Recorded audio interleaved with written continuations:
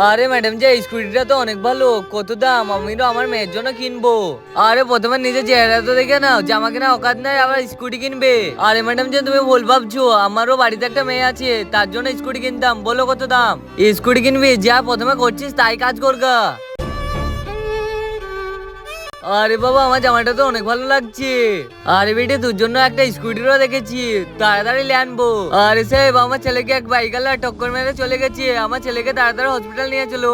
আরে আমার কাছে অতটা টাইম নেই, আলাদা জায়গায় যান। হ্যাঁ হয়ে যাবে। আরে ভাই সাহেব, আমার ছেলের অ্যাক্সিডেন্ট হয়ে গেছে, তাড়াতাড়ি হসপিটাল নিয়ে চলেন। আরে ম্যাডাম যে আমার একটা কাজ আছে, তুমি আলাদা জায়গায় চলে যান। আরে আমার ছেলে মারা যাচ্ছে, তোমরা মানুষ নাকি হেল্প করছো না? আরে ম্যাডাম যে মনে হয় বিপদে পড়ে আছে, আমি তাড়াতাড়ি বাবার কাছে যাই।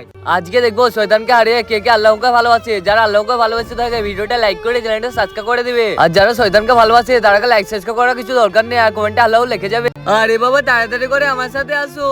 আরে বাবা, ওই দেখো। আরে ম্যাডাম জি, আপনার ছেলের তো মাথা ফাটে গেছে, এখানে দাঁড়িয়ে আছেন, তাড়াতাড়ি আমার সাথে আসেন। আরে তুমি তো গরিব, তুমি কিভাবে সাহায্য করবে? আরে ম্যাডাম জি, তাড়াতাড়ি গাড়ি গেটটা খসান। আরে সাহেব, আপনি এত বড় লোক, তারও তুমি এরকম পেনজামা বিধান কেন, ঝুপড়ি কেন থাকে? আপনারা তো এটাই ভুল করেন, কেউ যদি ছিঁড়া কাপড় পিতে থাকে তার আগে মনে করেন গরিব, সবাইকে কোনোদিন গরিব ভাববে না। আরে বাবা, অনেক দেরি হয়ে যাচ্ছে, ভাই আগে তাড়াতাড়ি হসপিটাল নিয়ে চলো। হ্যাঁ বেটি।